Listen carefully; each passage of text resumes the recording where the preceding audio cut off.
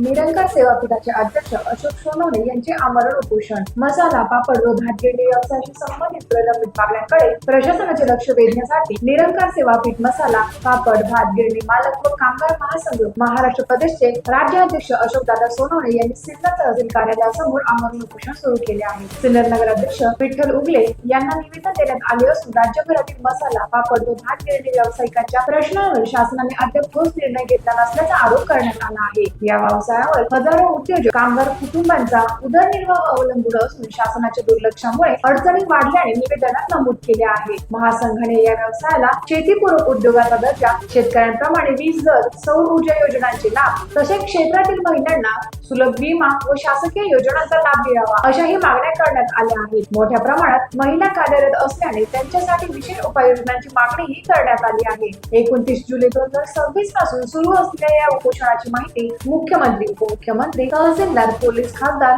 व आमदार यांना देण्यात आली आहे. या आंदोलनामुळे व्यवसायाचे प्रश्न पुन्हा चर्चेत आले असून शासन काय निर्णय घेते याकडे व्यावसायिकांचे लक्ष लागले आहे. टाइम्स ऑफ महाराष्ट्रासाठी सिन्नर तालुका प्रतिनिधी नवनाथ आव्हाड यांचा रिपोर्ट.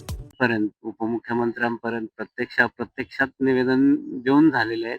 जवळजवळ 8-10 वर्षापासून मी हा संघर्ष करतोय आणि आजपर्यंत शासनाने कुठल्याही प्रकारची याची दखल न घेतल्यामुळे मला शेवटी हा पर्याय निवडावा लागला आहे का मी हा आमरण उपोषण करत आहे.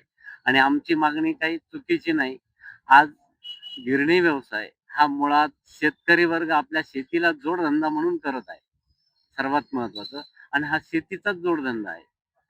आज यांच्या मुलांना नोकऱ्या लागत नाही, यांच्या मुलांनी परत शहरात जाऊन हाच बिझनेस चालू केलेला आहे. आज महावितरणकडून वीज बिलामध्ये भरमसाठ प्रमाणात वाढ होत असल्या कारणाने दळणाचे रेट वाढत चालले. आज 7 ते 10 रुपयापर्यंत किलोला मोजावे लागतात दळणासाठी. आणि शासन जर गोरगरिबांना फुकट धान्य वाटत असेल आणि त्या गरीबाला जर एका किलोला दळायला 10 रुपये द्यायचे आहेत, तर हे अमान्य आहे.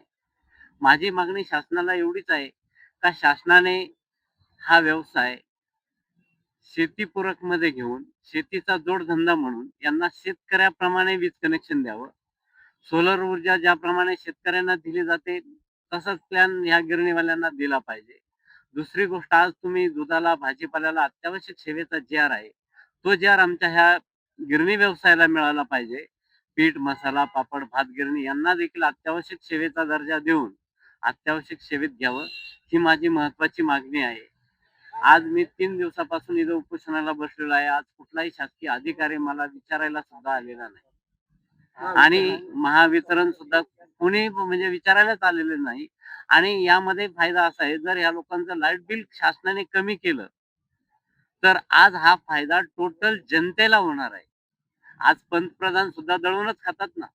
कुठल्या तरी गिरणीतून कोणताही पाव खात असतील तरी त्याचा आटा दळूनच आणावा लागतो. मुख्यमंत्री सुद्धा दळूनच खातो, कुठल्या तरी गिरणीतून हे दळूनच आणतात. मग त्यांना देखील याचा रुपया तरी जर समजा 10 रुपये किलो असेल, कुठेतरी 5 रुपये किलो जर केलं तर हा फायदा सगळ्या जनतेला होणार आहे, गरीबापासून. मग माझी शासनाला हीच विनंती आहे का तुम्ही या लोकांची लवकरात लवकर दखल घ्या. आज हा व्यवसायामध्ये महिलांचं प्रमाण भरपूर प्रमाणात आहे. आज अनेक महिलांचे बेल्ट मध्ये केस गुंतून, पदर गुंतून मृत्युमुखी पडल्यात. अनेक महिलांचे डोक्याचे केस देखील निघालेले आहेत. हा पूर्ण टप निघालेला आहे. कितीतरी आजारी आहे. अनेक महिलांचे म्हणजे मिस्टर मृत्युमुखी पडलेत. अचानक कधीतरी शॉर्ट सर्किट होतं गिरणीमध्ये. आता 2-4 महिन्यापूर्वी असं ताराबाद मध्ये घडलेलं आहे. अहो, कोरोनाच्या काळामध्ये आमच्या लोकांनी गिरण्या चालू ठेवल्या. अनेक लोकांना संसर्ग होऊन एक्सपायर झाले. कुठल्याही गिरणीवाल्याला शासनाची भरपाई मिळाली नाही. आता किती युनिट जर का किती आता 7 रुपयापासून 10 रुपयापर्यंत दळणाचे एका किलोचे रेट आहेत.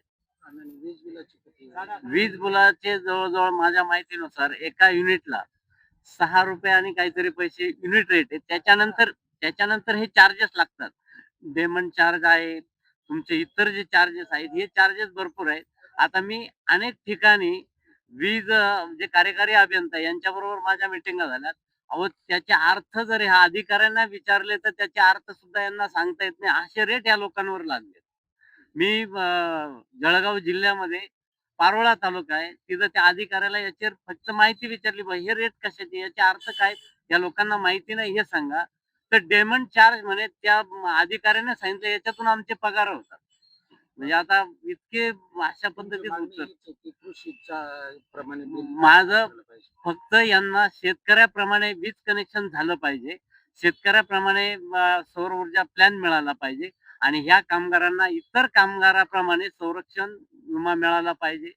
त्यांना अनेक लोकांना गिरणीसाठी घरकुलं व्यवस्थित नाहीत. तर ते ज्या गोरगरिबांना ते घरकुलं मिळावीत हीच माझी अपेक्षा आहे. बाकी दुसरं काहीच नाही. आणि जोपर्यंत शासन या गोष्टी माझ्या मान्य करत नाही, तोपर्यंत मी इथून हलणार नाही.